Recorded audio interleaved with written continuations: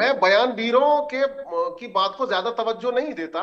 जी अलबत्ता मैं तो चाहता हूं जिनके बयान भी नफरती आधार पर हो, नफरत के आधार पर हो, हमारे देश को बांटने के आधार पर हो, किन्हीं दो समुदायों में तनाव पैदा करने वाले हो, उन सबके खिलाफ कार्रवाई होनी चाहिए। जी और वो हमारी अच्छा, अभी उस्मान साहब मैं ये जो पूछना चाहती साथी हूँ। यहाँ पर बैठे, बस जरा सा शांति से सुन ले, हम और आप दो ही लोग तो हैं। तो इन्होंने अभी बात जिक्र किया कि जहां पर बहुमत मुसलमानों का है जिन देशों में, वहां पर स्थिति बहुत गंभीर है। जी तो मैं उन अपवादों की बात नहीं करता जैसे बांग्लादेश का या कोई पाकिस्तान का उदाहरण है, क्योंकि वो जी हमारे ही देश से दोनों हिस्से बने हैं और वहां इस तरह का तनाव बनने के समय से ही मौजूद है। यहाँ इन दोनों देशों में इस तरह का ये तनाव पहले से ही मौजूद है। तो मैं इस अपवाद को अगर छोड़ दूं और बात अगर करूं तो जैसे इंडोनेशिया है, मलेशिया है, बहुत सारे अरबी ममालिक हैं, बहुत सारे वहां के खाड़ी देश हैं, तो वहां इस तरह की कोई घटना नहीं होती। जैसे अगर हम अगर इसको और अगर बात करें तो जिस तरह से मैं कहूं, मैं जिस देश में रहने वाला हूं, मैं तो चाहता हूं मैं अपने देश की केवल तारीफ करूं और इनकी बुराइयों को जिस सिर्फ इस नजरिए से बताऊं कि अगर यहां भी कोई चीज पैदा होती है तो उसमें भी ये सब करने की कोशिश की जाए और यहां भी सुधार किया जाए। तो अगर एक घटना का जिक्र वहां का बांग्लादेश का किया जा रहा है या कुछ घटनाएं वहां हुई हैं, तो यकीनन ऐसी घटनाएं हमारे देश में भी होती हैं। और ऐसी उस देश में जो खाड़ी देश है वहां पर काम करने के लिए हमारे देश के लोग क्यों नागरिकता छोड़कर जा रहे हैं और क्यों जो है गैर मुस्लिम नागरिकता छोड़ रहे हैं यहाँ की और वो उनमें जाकर बस रहे हैं। तो अगर मुसलमानों में बसना खतरनाक होता, वहां पर उनको इस आधार पर, धर्म के आधार पर वहां अगर कोई भेद करने की बात की जाती, तो वहां पर लोग नहीं जाते। और हिंदू संस्कृति जिस तरह से सुरक्षित आज भी इसमें इंडोनेशिया में है, मलेशिया में है, जी तो मैं समझता हूं ऐसी कोई मिसाल वहां नहीं मिलती। क्या उनको नष्ट किया जाए जबकि वहां सबसे कम अब हिंदू रह गए हैं?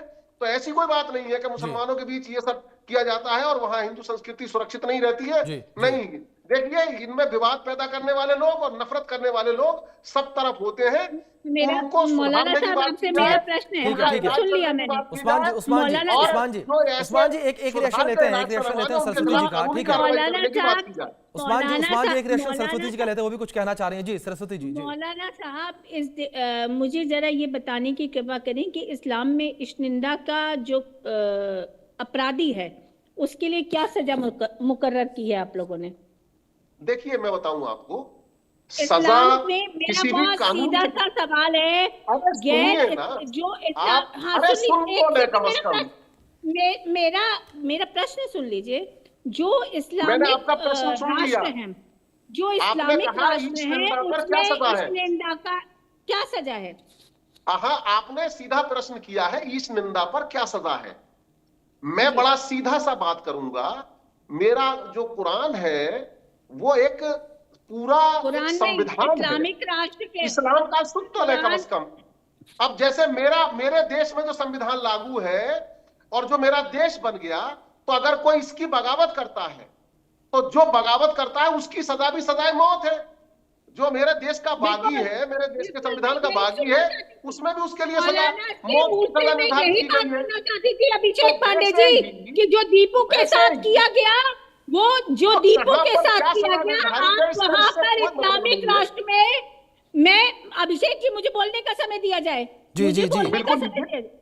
अभिषेक जी, मैं बिल्कुल जी यही बात आपके दर्शकों को बताना चाहती थी कि इस्लामिक राष्ट्र में आप उनके आगे सरेंडर हैं, आपने कुछ किया हो या ना किया हो। अगर उन्होंने आप पर यह आरोप लगा दिया कि ये इश्निंदा है जो दीपू के साथ हुआ, दीपू को एक फ्रेम किया गया कि इसने इश्निंदा की है, जबकि उसने सिर्फ इतना कहा था कि भगवान सबके एक से हैं, ईश्वर में कोई अंतर नहीं है। ये आप भारत में कहते हैं ना, ये यहाँ का मुसलमान भारत में कहता है, ठीक है। दीपू ने बिल्कुल यही बात की थी, जिसका परिणाम ये हुआ कि उसको इश्निंदा के आरोप में पहले पुलिस गिरफ्तार करती है, उसके बाद वो पुलिस उसको भीड़ के हवाले कर देती है और वो भीड़ उसको तड़पा तड़पा कर जिंदा जलाकर मार देती है। यही होता है और यही करने का लगातार प्रयास किया जा रहा है। इसीलिए जनसंख्या वृद्धि सनातनियों के लिए अत्यंत आवश्यक है, क्योंकि जी, अगर जी। डेमोग्राफिक चेंज हुआ जी। इस देश का तो ये इस्लामिक राष्ट्र होगा। और अगर ठीक ये है इस्लामिक, सरस्वती जी, एक सवाल मैं आपसे इस बीच और पूछना चाहूंगा। सबसे बड़ी आबादी ठीक है मुसलमानों की सरस्वती जी मैं आपसे ही सवाल करना चाहूंगा, इस बीच एक सवाल और करना चाहूंगा। जिस तरीके से डेमोग्राफी चेंज का जिक्र आपने किया है, यहां पर एक जो बात है वो और इस वक्त खूब होती नजर आ रही है। जिस तरीके से ये पूरा बयान निकलकर सामने आया और आपने बांग्लादेश की घटना का जो जिक्र किया, उसके बाद यहां पर जो बच्चे पैदा करने को लेकर बयानबाजियां की जा रही हैं, यहां पर अगर हम दूसरे पक्ष को लेकर बात करें तो उसके द्वारा ये काफी ज्यादा कहा जा रहा है कि अगर बच्चे कम होना धर्म पर खतरा है तो संन्यास परंपरा को सनातन में सम्मान आखिर क्यों दिया गया है? यह भी एक बड़ा सवाल जो है वो किया जा रहा है। आप इस सवाल को किस तरीके से देखती हैं? एक तरफ ये कहा जा रहा है कि बच्चे ज्यादा पैदा करिए और एक तरफ जो लोग संन्यास अपनाते हैं उन्हें सम्मान मिलता है। नहीं, देखिए अभिषेक जी, बेसिकली ये सनातन, ये दो अलग अलग संस्कृतियां हैं जो सह अस्तित्व में नहीं रह सकती, क्योंकि सनातन मानवतावादी है जबकि इस्लाम अपने अलावा किसी का अस्तित्व स्वीकार करने के लिए तैयार नहीं है। हमारे यहाँ सन्यास की जो परंपरा है, वो जो लोग सन्यासी हो गए उन्होंने अपना जीवन समाज को अर्पित किया और समाज को ये बताने का काम किया कि सही दिशा कौन सी है, आपको जाना कहाँ है। हमारे यहाँ गुरुकुल में राजाओं के बच्चे पढ़ा करते थे, हम वो उस सन्यासी परंपरा से आने वाले लोग हैं।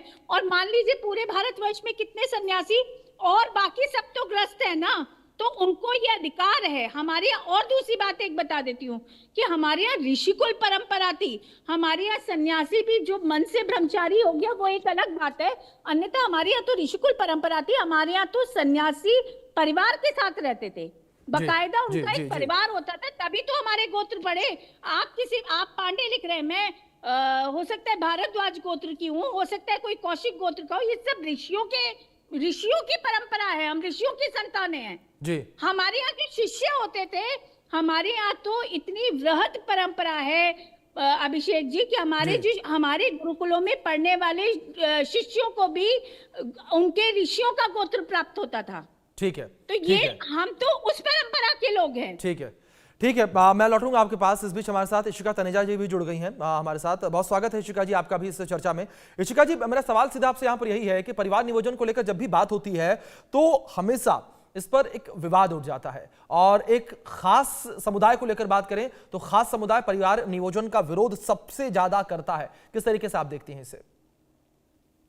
देखिए, इसमें बड़ी सारी प्रॉब्लम्स हैं। सबसे पहले तो मानसिकता की प्रॉब्लम है। मुझे ये नहीं समझ आता कि इनको इतने बड़े बड़े परिवार चाहिए क्यों, जो एक स्पेशल समुदाय है, क्योंकि प्रैक्टिकली तो पॉसिबल।